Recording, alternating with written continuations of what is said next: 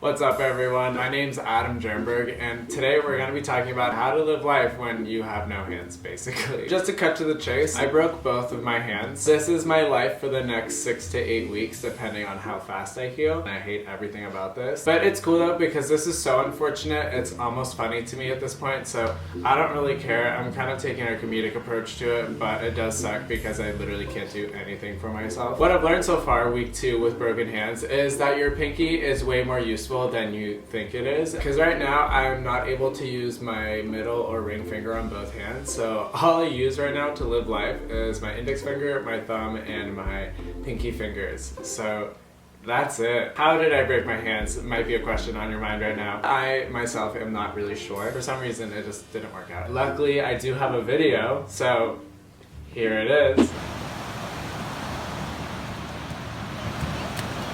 So if you didn't catch it, if you listen really closely, you can actually hear the snapping, cracking grossness of both of my hands breaking.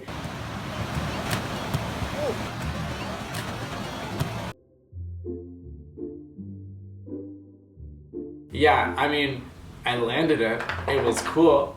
But I broke both my hands, so was it worth it? Not really. Alright, so the weirdest part about my breaks is not that I broke both of them at the same time, because that is a pretty rare and unfortunate break, but the weirdest part is that I broke both of my hands at the exact same spot with the exact same break. Like, they're practically identical, both of my injuries on both of my hands.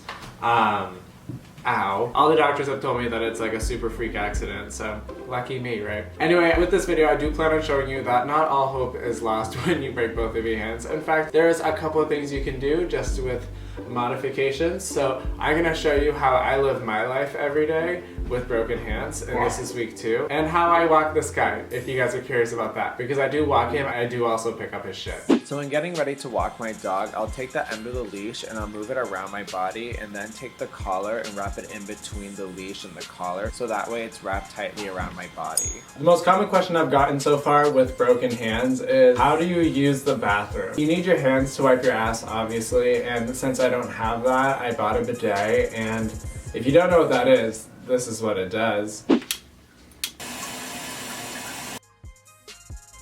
Which honestly kind of sucks because it just makes it feel like I have water in my ass, but that's fine. I mean, like, it does the job. It saves money on toilet paper, I guess. I don't know. So putting things on. If I'm putting shoes on, for example, that happen to have ties, I'll usually find a pair that I don't really care much about, back of the shoe, and pressing it in. So yeah, it looks kind of dopey, but I mean, whatever, it's easy to just throw them on and off, so it's kind of like your homemade DIY like slip-on shoes. However, if they are accessible to you, I definitely do recommend purchasing a pair of slip-on shoes, and if those are still too tight, maybe purchase a shoehorn, because the act of tying shoes is kind of the difficult part. I try to avoid that at all costs. Opening a door, I'm able to use both my index finger and my thumb. So that's exactly what I use when I need to open a door, except I use both of my hands, both thumbs and both index fingers. So this is what I do when I need to open stuff. Usually just position between my kneecaps and I hold it tight, and then again I use my index finger and my thumbs, both of them from both hands, and I just kind of unscrew it that way. Because for me, my break happens to be right here, so if I do any type of twisting or any type of lifting, I feel it and I can't really do much with it. And if that doesn't work, I do use my teeth for things as well. Just, I don't tell people that, but now I did.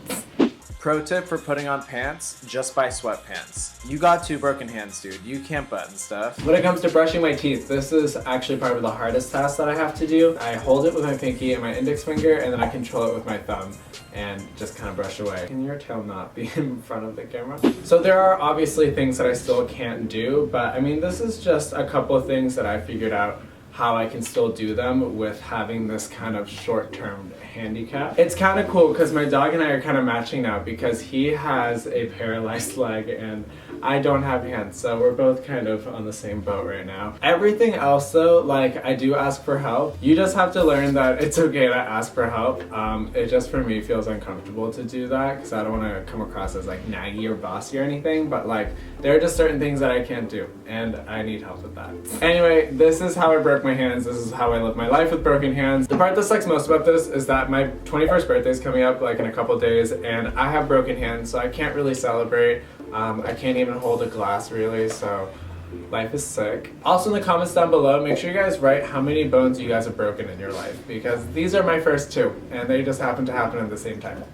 Alright, that's it guys, and I'll see you guys later. Alright, see ya. Ugh, I can't reach this. Why do I try to do this outro every single time I fuck up?